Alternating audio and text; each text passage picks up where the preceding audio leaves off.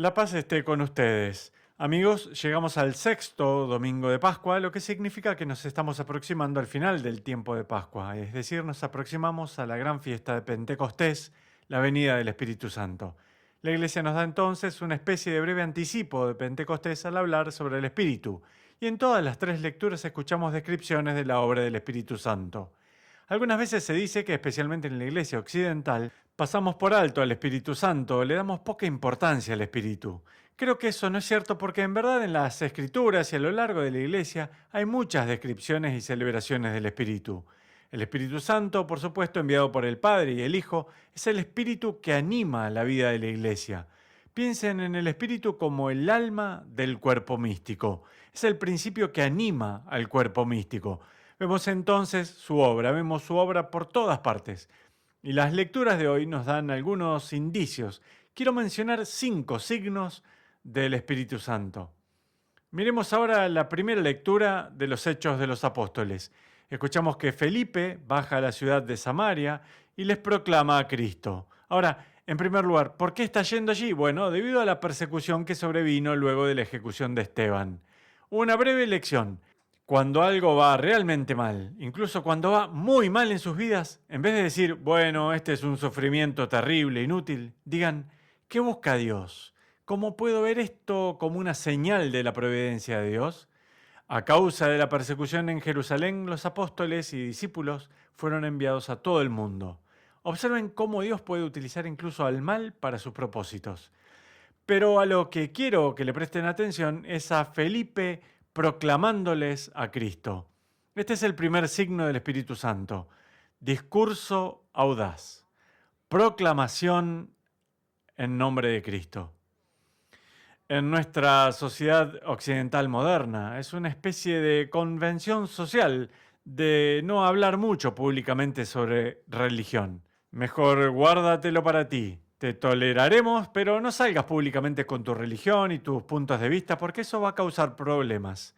Así que aprendemos desde temprano, no hables de religión en el espacio público.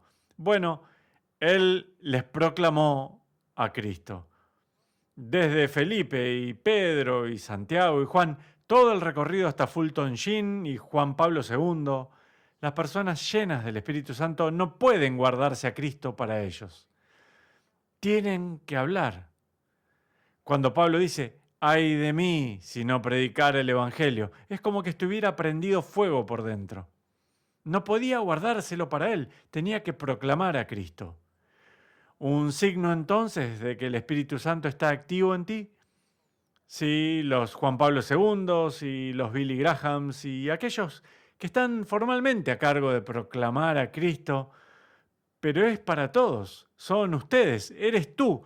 Toda persona bautizada ha sido inundada por el Espíritu Santo, así que el discurso audaz es uno de sus signos en ustedes. Este es el segundo. El Espíritu Santo, por definición, expulsa los espíritus malvados. Recuerden, el Nuevo Testamento es muy claro sobre esto. No todos los espíritus son espíritus santos.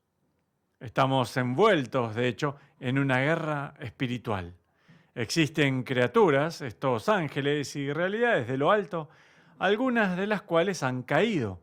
Así como hay gente buena y gente mala, así también hay ángeles buenos y ángeles malos. Bueno, estos espíritus oscuros, malignos, realizan su obra en el mundo. Y podría contarles historias sobre exorcistas que he conocido que les pondrían la piel de gallina.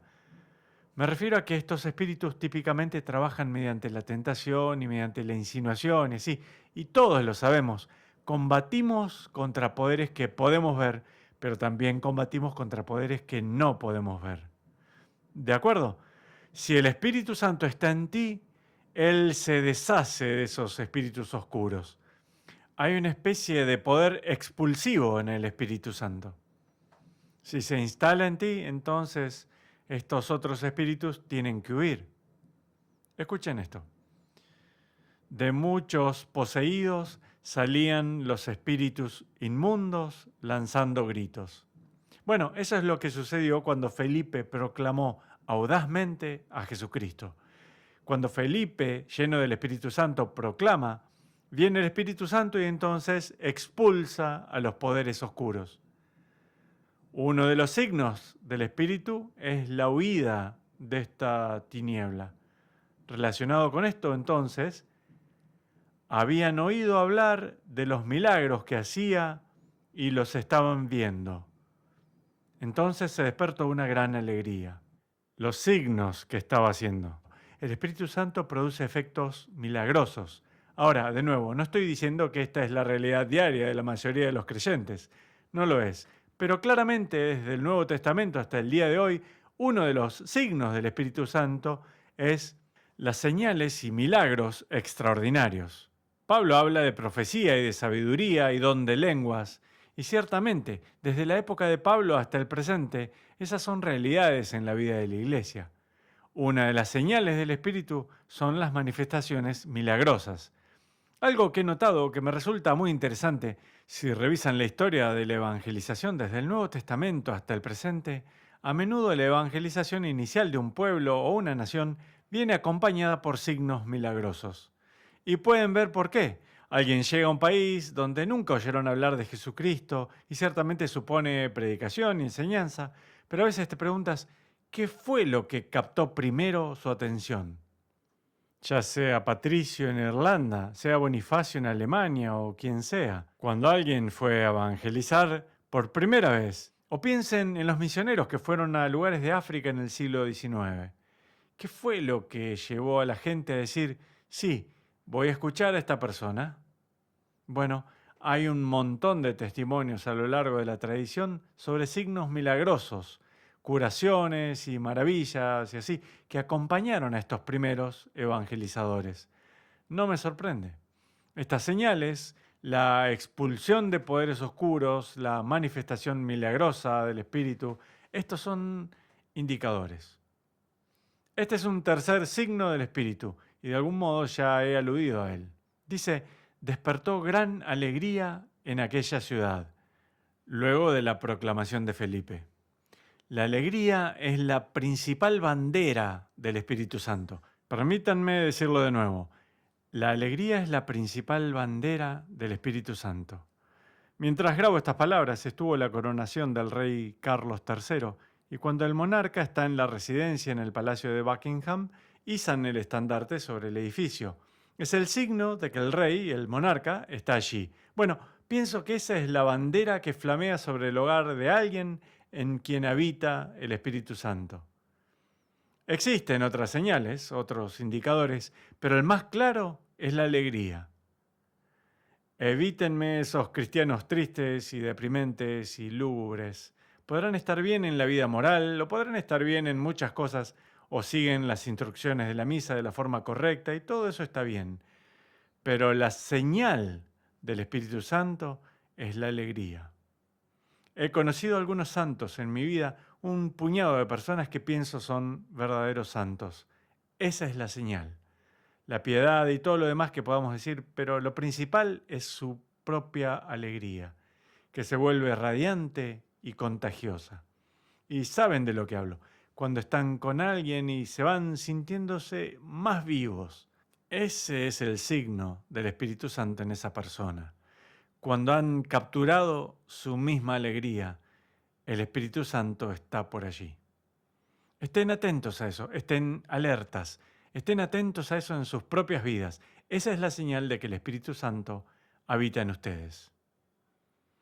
Esta es una cuarta señal y voy a pasar a nuestra segunda lectura, que es de la primera carta de Pedro. Y es esa gran frase, he predicado mucho sobre ella antes. Estén siempre dispuestos a dar las razones de la esperanza de ustedes. Es la exhortación principal con relación a lo que llamamos apologética. Se necesita mucho actualmente, ¿cierto? Cuando la gente tiene preguntas sobre la fe, se están marchando de la iglesia y se preguntan, hacen preguntas. Bueno, Pedro les dice a sus seguidores y a nosotros, estén siempre dispuestos a dar las razones de la esperanza de ustedes. Así que si eres un cristiano, estás lleno del Espíritu Santo, tienes todas estas diversas habilidades y convicciones y alguien les pregunta, hey, ¿de qué va todo eso? ¿De dónde viene? Estén listos para dar razones de la esperanza de ustedes. Pienso que, y la voy a nombrar como la cuarta señal del Espíritu Santo, es la curiosidad intelectual sobre la fe. Si el Espíritu está en ustedes, el Espíritu de Jesús está dentro suyo, querrán saber tanto como puedan sobre Jesús. Estarán fascinados por Él, estarán enamorados de Él, y entonces estarán deseosos de averiguar todo lo que puedan. Es por eso que John Henry Newman dice que una de las señales de la doctrina, cuando se desarrolla propiamente, es la curiosidad intelectual. Si de pronto estuviera como no me interesa, no hago ya más preguntas, soy indiferente a ello, entonces la iglesia se estaría volviendo corrupta. Se están volviendo corruptos en su fe. La curiosidad intelectual los conduce a leer y a estudiar y a hacer una lectura meditada y comprender la fe con mayor profundidad. Ese es un signo de que el Espíritu Santo está obrando en ustedes. Puedo darles una más y la guardo para lo último. Es la más importante y me estoy respaldando aquí en el gran texto del Evangelio. Durante el tiempo de Pascua leemos a menudo el Evangelio de Juan y estas manifestaciones maravillosas del Señor. La noche antes de morir y luego el Señor resucitado hablando a sus discípulos. Y encontramos esto. Jesús les dice a sus discípulos, si me aman, cumplirán mis mandamientos. Al que me ama a mí, lo amará mi Padre. Yo también lo amaré y me manifestaré a Él. El Espíritu Santo es el Espíritu de Jesús enviado por el Padre y el Hijo, el principio que da vida a la Iglesia. Por lo tanto, el Espíritu Santo es el Espíritu de amor. Tanto amó Dios al mundo, el Padre, tanto amó al mundo que envió a su único Hijo para que todos pudiéramos ser congregados en el amor que Dios es. ¿Quién es el Espíritu? El Espíritu es el amor que conecta al Padre y al Hijo, el amor al que hemos sido invitados. Por lo tanto, la señal de las 5 que he mencionado, la señal más importante del Espíritu Santo es el amor. ¿Qué es el amor? Sé que aquellos que me han estado escuchando durante años probablemente lo dirán, pero diablos, colóquenlo en mi lápida porque no hay nada más importante que haya enseñado alguna vez. Y simplemente lo saqué de Tomás de Aquino, que lo sacó de la gran tradición. Amar es desear el bien del otro. Es eso. Esa es la señal del Espíritu Santo.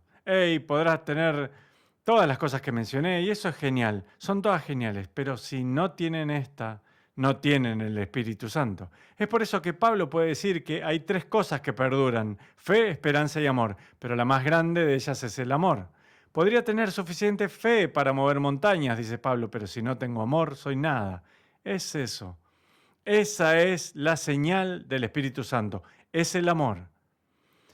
Me acuso a mí mismo ahora, pero muchas personas religiosas podemos tener muchas cosas buenas, pero si no hay amor en nosotros, entonces el Espíritu que habita en nosotros no es el Espíritu Santo, es cualquier otra clase de espíritu. Esa es la señal, desear el bien del otro. Juan de la Cruz dice, en el atardecer de la vida seremos juzgados en el amor. Quiero decir, a eso se resume todo. ¿Qué clase de vida he vivido? Obtuve esto y aquello, obtuve este título y tuve estos amigos y estas conexiones. Sí. ¿A quién le importa? ¿A quién le importa? ¿Amaste? ¿Estuvo tu vida asignada por el deseo del bien al otro? Ese es el signo principal del Espíritu Santo. ¿Qué tal entonces esas 5? Las personas llenas del Espíritu proclaman al Señor con audacia. Las personas llenas del Espíritu a menudo manifiestan signos. Las personas llenas del Espíritu tienen alegría. Las personas llenas del Espíritu tienen curiosidad intelectual sobre la fe. Las personas llenas del Espíritu desean el bien de los demás. Y Dios los bendiga.